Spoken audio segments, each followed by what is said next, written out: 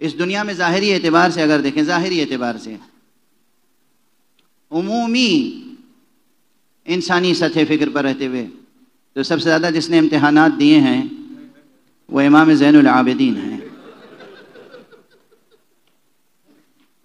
لیکن میں اس لفظ کو کہنے کے بعد پھر بدل رہا ہوں. یہ نادانی کی بات ہے، یہ بے معرفتی کی بات ہے، یہ سمجھنا کہ سب سے زیادہ امتحان دیے ہیں. امتحان سے بلند تھا ان کا مرتبہ. یہ امتحان نہیں دینے کے لیے آئے تھے، یہ قربانیاں دینے کے لیے آئے تھے. دونوں مطالب میں زمین تا آسمان فرق ہے. دونوں مطالب میں زمین تا آسمان فرق ہے. امتحان دینا الگ مرتبہ ہے، قربانیاں پیش کرنا الگ مرتبہ ہے.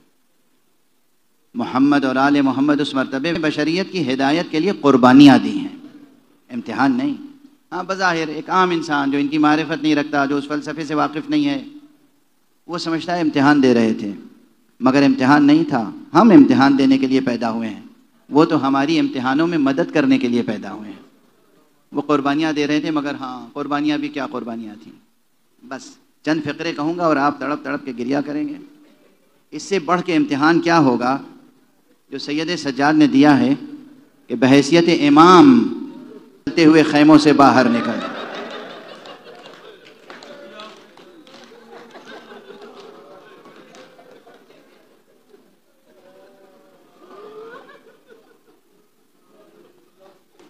اب موقع نہیں ہے کہ میں عرض کروں. 12 اماموں میں سب سے زیادہ بحیثیت امام طویل ترین مدت چوتھے امام کی ہے. مولا علی سے بھی زیادہ، مولا حسن سے بھی زیادہ، مولا حسین سے بھی زیادہ، مولا امام صادق سے بھی زیادہ، مولا امام باقر سے بھی زیادہ. سب سے طویل مدت امامت، عمر کی بات نہیں عرض کر رہا ہوں، سب سے طویل مدت امامت، عرصہ امامت چوتھے امام کا ہے. لیکن امامت کے مرتبے، امامت کے دور میں داخل ہونے سے پہلے بھی اور اس کے بعد بھی جتنی قربانیاں آپ نے دی ہیں، آخر یہ بے سبب تو نہیں تھا کہ مدینے کی گلیوں سے گزرتے تھے تو جو قصاب تھے وہ اپنی دکانوں پہ پردے ڈال دیتے تھے. جو قصاب تھے وہ پردے ڈال دیتے تھے. مدت العمر، جب تک آپ زندہ رہے، کوئی روز کوئی وقت نماز ایسا نہیں تھا کہ آپ کے سامنے وضو کے لیے پانی لایا جائے اور آپ گریہ نہ فرمائیں. پانی لایا گیا ہے وضو کے لیے، لیکن جیسے ہی پانی پہ نظر پڑتی تھی گریہ فرماتے تھے. آپ کے غلام بھی کہتے تھے آقا کب تک گریہ کریں گے؟ آپ فرماتے تھے تم نے انصاف نہیں کیا. ارے یعقوب کے 12 بیٹے تھے، ایک بیٹا نگاہوں سے اوجھل ہو گیا تھا. بعلم نبوت یہ علم تھا، معلوم تھا کہ زندہ ہے، مگر دوری، ہجران، فرقت برداشت نہ تھی اور اتنا گریہ کیا کہ آنکھیں سفید ہو گئیں. ہم نے تو اپنی آنکھوں کے سامنے 18 یوسفوں کو خاک و خون میں غلطاں دیکھا ہے. کہنے والے نے کہا فرزند رسول، ارے آپ کی تو سیرت ہے، آپ کے خاندان کی سیرت ہے اللہ کی راہ میں قربانیاں دینا. تڑپ گئے، کہا ہاں ہاں ہمارے خاندان کی سیرت ہے اللہ کی راہ میں جان دینا، اللہ کی راہ میں قربان ہونا، اللہ کی راہ میں شہید ہو جانا، مگر ماں بہنوں کا بے ردا،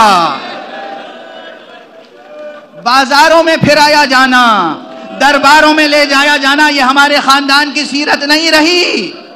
بس آخری جملہ عرض کر رہا ہوں. آقا تمام عمر کربلا اور شام کو یاد کرتے رہے، گریہ کرتے رہے، یہاں تک کہ وہ وقت آیا جب آپ کو حاکم وقت نے زہر سے شہید کیا. جب آپ کے جسم مبارک پر زہر کا اثر تمام ہو گیا، پھیل گیا، اس وقت آپ نے وصیتیں کرنا شروع کی. وصیتیں کرتے جاتے تھے، کربلا کو یاد کرتے جاتے تھے. سب سے زیادہ جو چیز آپ کو یاد رہی وہ یہ کہ آخری وقت میں آقا حسین کا رخسار خاک پر تھا. خاک گھر میں کربلا، جس کے لیے آقا امام زمانہ نے بھی اپنی زیارت میں فرمایا السلام علی الخد الطریب، ارے خاک آلود رخساروں پر سلام. آقا حسین اپنے بابا کی اس کیفیت کو یاد کرتے ہوئے دنیا سے گزر گئے. بیٹے موجود تھے، امام باقر جیسا بیٹا، حضرت زید جیسا بیٹا، بیٹوں نے تجہیز و تکفین میں کوئی کمی نہ کی. کس شان سے تابوت اٹھا، کس شان سے تابوت اٹھا. ارباب سیر اور ارباب تاریخ لکھتے ہیں مدینے کی تاریخ میں پیغمبر کے بعد اتنا بڑا جنازہ کسی کا نہیں اٹھا جیسا جنازہ سید سجاد کا اٹھا، میں پھر بھی کہوں گا سید سجاد آپ کا جنازہ اٹھا، بیٹوں نے جنازہ اٹھایا، بقیع میں لے جا کے دفن کیا، اور ایک جم غفیر نے نماز پڑھی، یقیناً اس وقت بھی آپ کی روح کو یہ علم ہوگا، ہائے میرے بابا کی نہ نماز ہوئی، نہ کفن دینے کا موقع ملا، نہ اس شان سے لحد میں سپرد کرنے کا موقع ملا۔ السلام علیک یا امام الصابرین، السلام علیک یا علی ابن الحسین، یا ابا عبداللہ، احسن اللہ لک العزاء فی ولدک زین العابدین۔